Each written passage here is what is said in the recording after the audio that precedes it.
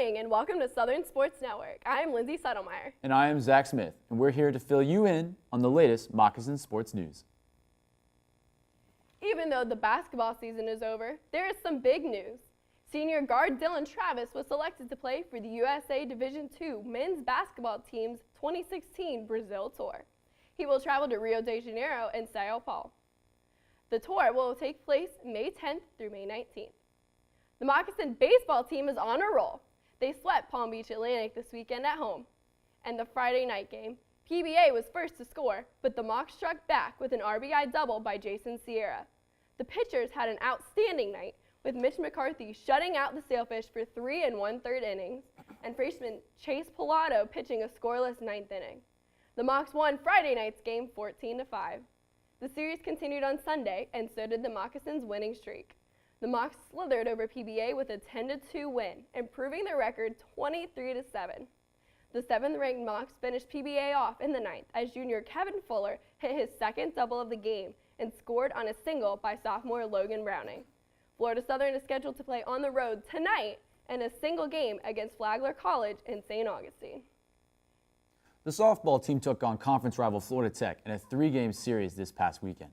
Day 1 saw Florida Tech take 2 out of 2 games from the Mocs. Junior Dana Makowitz pushed the Mocs into the lead in Game 1, but Florida Tech would come back from behind to beat Florida Southern 2-1 in extra innings. Game 2 was far from kind to the ladies either, as Florida Tech shut out the Mocs to win 4-0.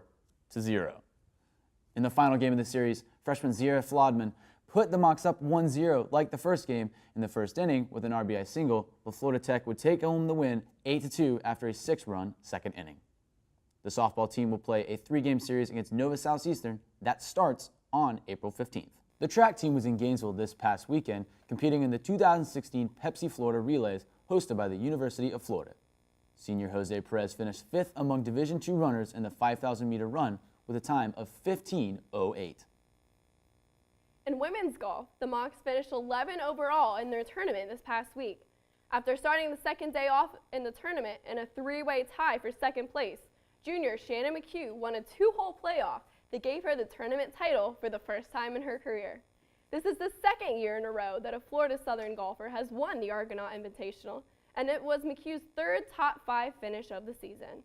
Florida Southern's next tournament will be April 17th through 19th on Key Biscayne. A big congratulations to the men's golf team, who are ranked 4th in the NCAA Division II South Regional Rankings. The team is set to play in conference in Miami April 17th to 19th for the chance to go to regionals and then to nationals in Denver.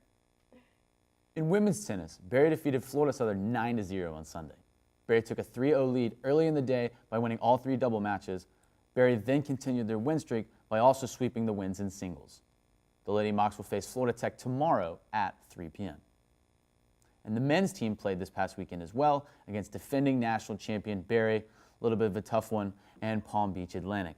Unfortunately, they lost to Barry 9-0, but battled for a 5.5 hours against PBA. Long one. The final match came down to Brian Slavonic, where his match took on over 4 hours to play. Long again. Slavonic fought long and hard, but he could not quite win the match, losing 2-3. The team lost 5-4 to PBA.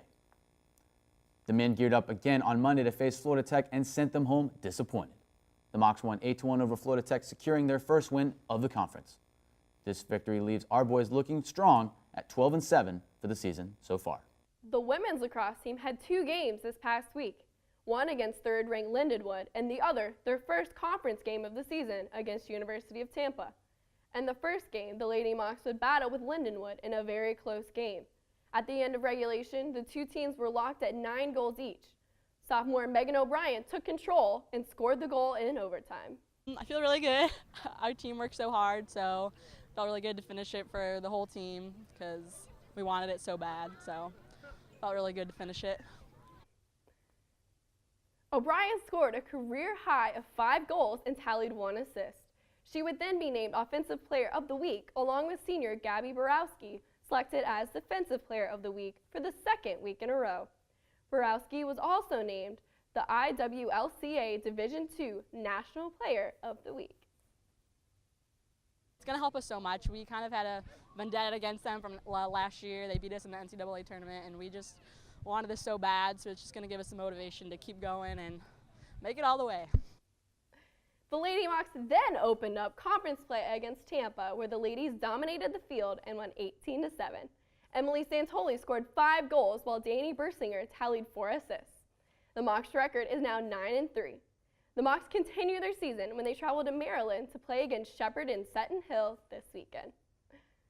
The men's lacrosse team faced a tough conference loss against University of Tampa last Friday. The Mocs kept it close during the first period, only trailing by 2 points, but the Spartans broke out in the second and third periods, scoring 8 points in each.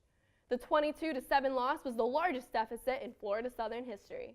The Mocs look to improve their conference record when they play host 20th-ranked Rollins College this Saturday at Bryant Stadium. Thank you everyone for joining us. I'm Zach Smith. And I'm Lindsay Sotomayor. This has been Southern Sports Network. See you next week.